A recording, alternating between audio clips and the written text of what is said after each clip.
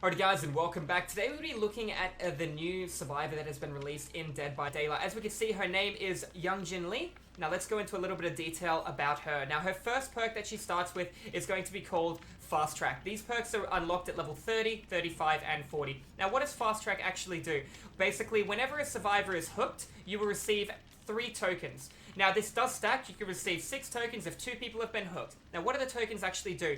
Next time you land a great skill check on a generator, all tokens will be consumed. Each token represents 1% completion rate of a generator. Therefore, if you have 6 tokens and you could land a great skill check on a generator, the generator will be completed by an additional 6% off of that. Based on the fact you land a great, greats make a generator complete by 1%, so technically it would be 7% in total.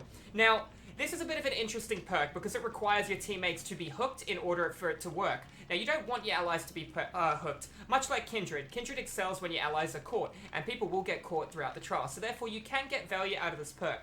Keeping in mind, a generator takes 80 seconds to be completed by yourself, so running this perk, you're only going to be getting 0.8% of what needs to be 0.8 seconds per token whenever you land a skill check on a generator. Therefore, 3 tokens equals 2.4%. So you're looking at completing a generator 2.4%, providing one person has been hooked. I don't really like the perk too much. I think you get more value out of resilience. Resilience, if you stay on a generator from start to finish and you are injured, which is a prerequisite, you'll be completing a generator 9% quicker. Now, for talking sakes, we're going to round it up to 10%.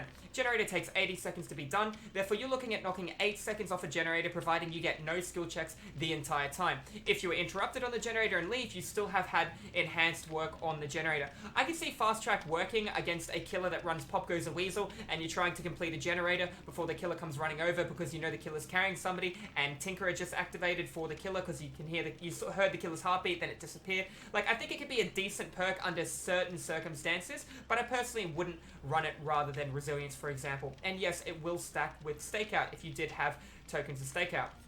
Moving on to the next perk, it's called Smash Hit. Now, what does Smash Hit actually do? Smash Hit is basically whenever you pallet stun a killer, you receive 150% movement speed for 3 seconds. So basically, you can loop a killer at a pallet stun him, and then you get the distance. It takes him about 2 seconds to recover. You've already covered 300% of the area that you would normally cover. You'd normally cover 100% if you were running in that time. Now, for you to enter chase with the killer, they have to be about 8 to 10 meters away from you. This gives you plenty of time to be able to stun the killer, run around a corner, and block his line of sight and reset his bloodlust, so he is going to be unable to bloodlust you at that pallet.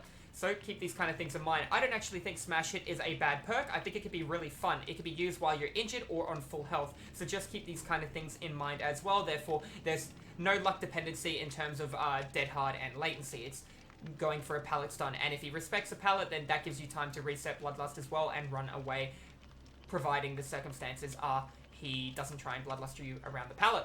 Now let's look at the next perk. We're looking at self-preservation. Now what does this perk do?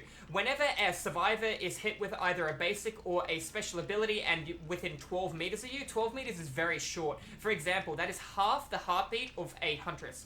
So whenever somebody is hit that close to you, you receive this ability. And that basically makes your scratch marks as hidden for 10 seconds. I don't think that's great.